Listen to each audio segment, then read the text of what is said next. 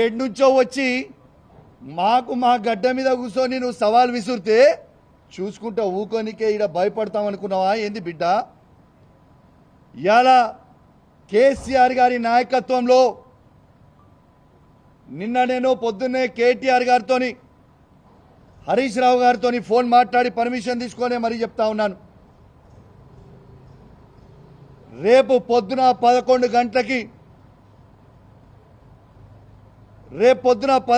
గంటలకి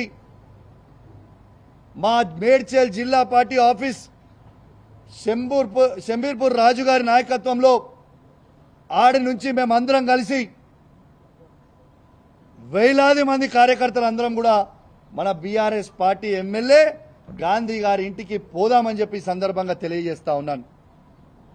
రేపు దయచేసి కోరుతా ఉన్నాను, బీఆర్ఎస్ పార్టీ ప్రతి కార్యకర్త, జీహెచ్ఎంసీలో ఉన్న ప్రతి కార్యకర్త, ఇలా ఉమ్మడి రంగారెడ్డి జిల్లాలో ఉన్న ప్రతి బీఆర్ఎస్ పార్టీ కార్యకర్త రేపు అందరం కలిసి 11 గంటలకి గాంధీ గారి ఇంట్లోకి ఖచ్చితంగా రేపు పోదాము. ఆడ బ్రేక్ఫాస్ట్ తిందాము, ఆడ లంచ్ తిందాము. గాంధీ గారు కండువ కప్పుకున్న తర్వాత గాంధీ గారిని తీసుకొని తెలంగాణ భవన్కి పోయి ప్రెస్ మీట్ పెట్టి అక్కడి నుంచి గాంధీ గారిని కేసీఆర్ గారి దగ్గరికి తీసుకొని పోదాం. స్వాగతం పలుకుదాం.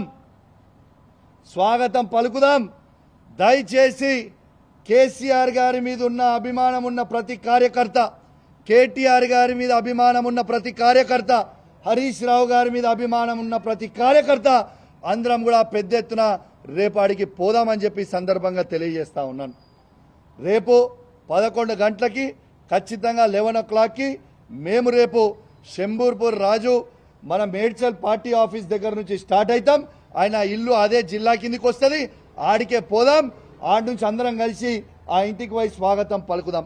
మళ్ళీ ఏమంటాడు, బీఆర్ఎస్ పార్టీతో ఆయనకు పంచాయతీ కాదట, కౌశిక్ రెడ్డితోనే ఆయనకు పంచాయతీ అట. నీకు నాకేమైనా భూమి తగాదాలు ఉన్నాయా? నీకు నాకేమైనా అన్నదమ్ముల పంచాయతీలు ఉన్నాయా?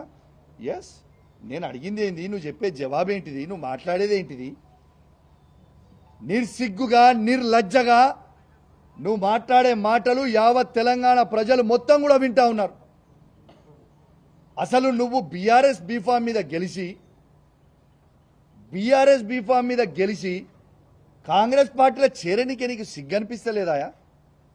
ఎట్లా ఈ కష్టకాలంలో పార్టీ వదిలిపెట్టి పోవాలనిపిస్తా ఉంది? అంటే మీ వందలాది కోట్లకి అమ్ముడు పోడు, మీ భూ పంచాయతీలు ఏడని నియోజకవర్గంలో ఉంటే అవి పోయి సెటిల్ చేసుకోవడానికి కోసమో మీ స్వార్థం కోసం తప్పితే కేసీఆర్ గారు నీకేం తక్కువ చేసిండు, నీ నియోజకవర్గానికి ఏం తక్కువ చేసిండు? ఈ నియోజకవర్గాన్ని మొత్తం భారతదేశమే తిరిగి చూసే విధంగా అభివృద్ధి చేసిండు కదా కేసీఆర్ గారు.